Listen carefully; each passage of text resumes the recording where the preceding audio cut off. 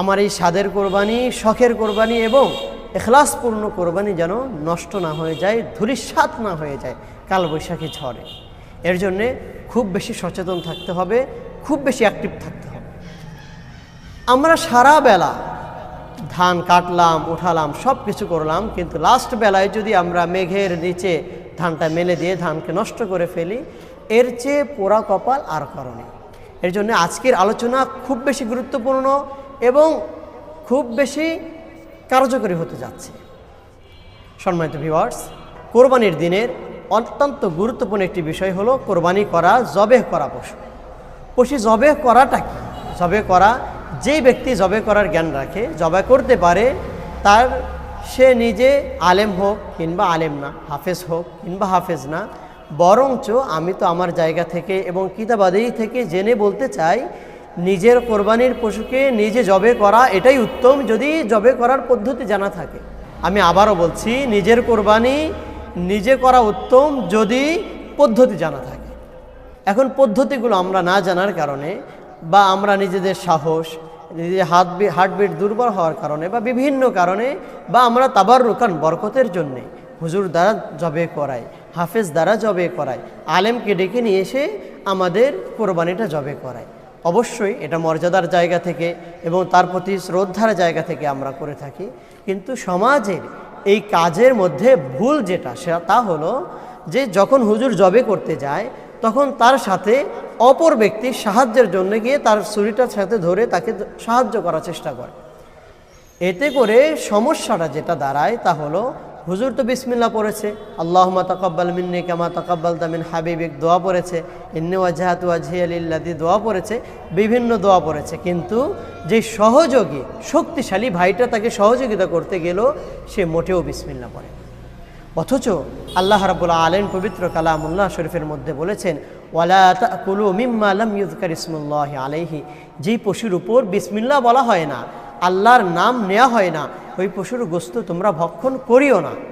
সুতরাং যেই পশুর উপর বিসমিল্লাহ ছাড়া গায়রুল্লাহর নাম নিয়ে জবে করা হবে, ওই পশুর গোস্ত ভক্ষণ করা ঠিক হবে না।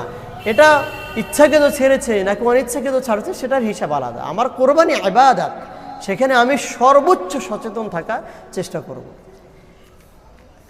এবং বুখারী শরীফের 5504 নম্বর হাদিসের মধ্যে আল্লাহ নবী আলাইহিস সালাতু ওয়াস সালাম বলেন, মান হারাদ্দাম ওয়া যুকিরা ইসমুল্লাহি আলাইহি ফাকুল, যেই পশুর রক্ত প্রবাহিত করা হয় আল্লাহর নাম নিয়ে, সেটা থেকে তোমরা আহার করো।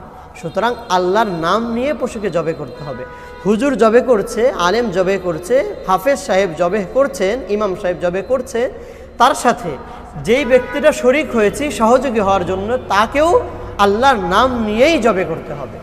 এবং যতক্ষণ এই ছুরিটা গরুর, পশুর, এই ছাগলের গলার সাথে লেগে থাকবে, ততক্ষণ বিসমিল্লাহ ছাড়া, আল্লাহর নাম ছাড়া অন্য কোনো আওয়াজ, অন্য কোনো গায়রুল্লাহর নাম নেওয়া চলবে না।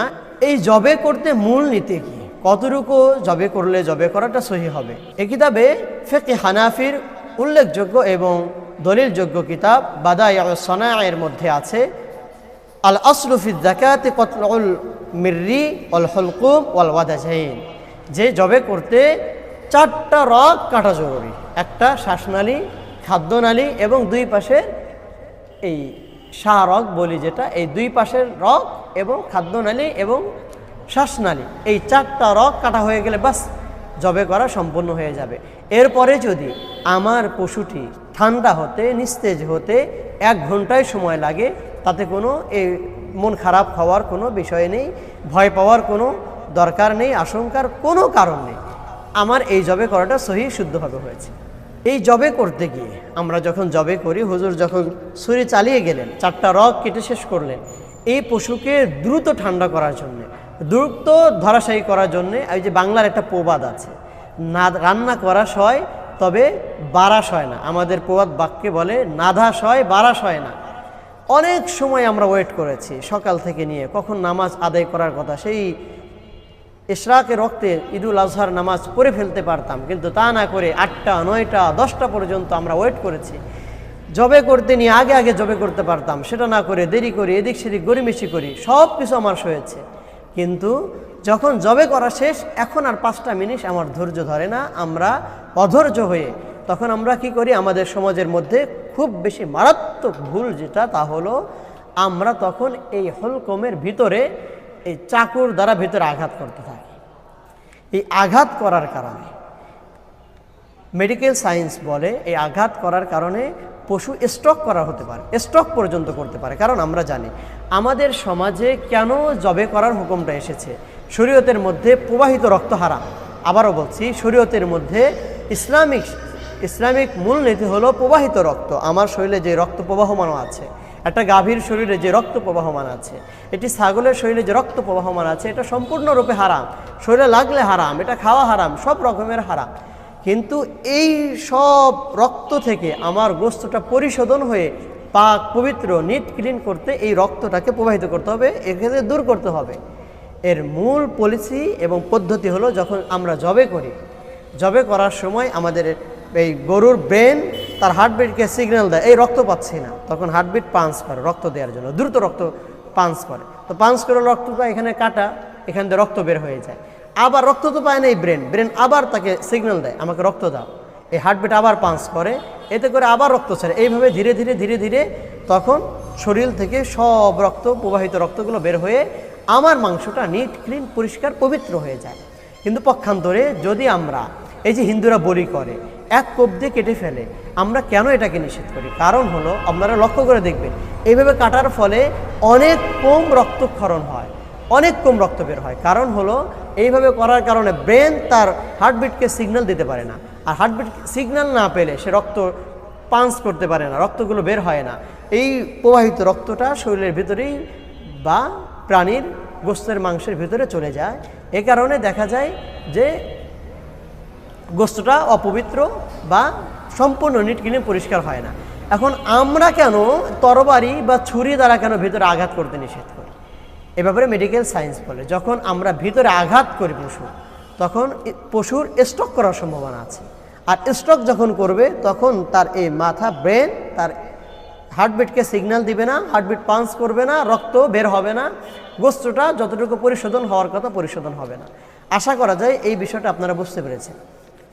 এছাড়াও মুসলিম শরীফের 1955 নম্বর হাদিসের মধ্যে আল্লাহ নবী আলাইহিস সালাতু ওয়াস সালাম বলেছেন, ইন্নাল্লাহা কাতাবাল ইহসান আলা কুল্লি শাই। আল্লাহ রাব্বুল আলামিন আমাদের সকলের প্রতি প্রতিটা বিষয়ে ইহসান, অনুগ্রহশীল, দয়াদ্র হওয়ার আদেশ করেছেন। আমাদেরকে প্রত্যেকটা জিনিসের প্রতি দয়াশীল হওয়ার জন্য আদেশ করেছেন।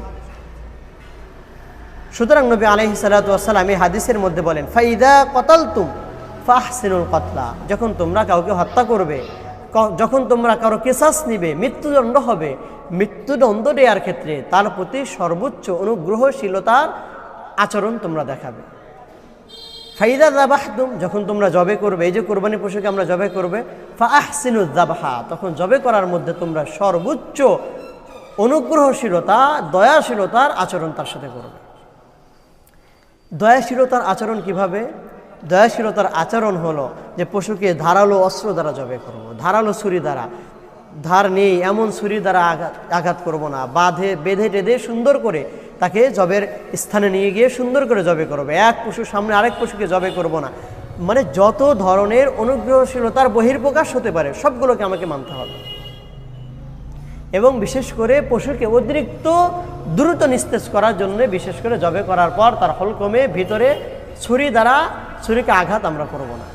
আল্লাহ রাব্বুল আলামিন আমাদেরকে শরিয়া সম্মতভাবে এবং পবিত্র কালামুল্লাহ এবং হাদিসের সার নির্যাস যা আমরা জানতে পারলাম, কোরবানির দিনে এতটুকু প্রয়োগ করার তৌফিক দান করেন। একটা কথা আবারও বলছি, কোরবানি করব আমরা সওয়াবের উদ্দেশ্যে, আমাদের নিয়তকে আমরা খালেস করি এবং আমাদের পশুর সাথে আমরা পশুত্ব সুলভ আচরণ না করি, মনুষ্যত্ব সুলভ আচরণ আমরা করি। আল্লাহ রাব্বুল আলামিন আমাদেরকে তৌফিক দান করেন, আমিন।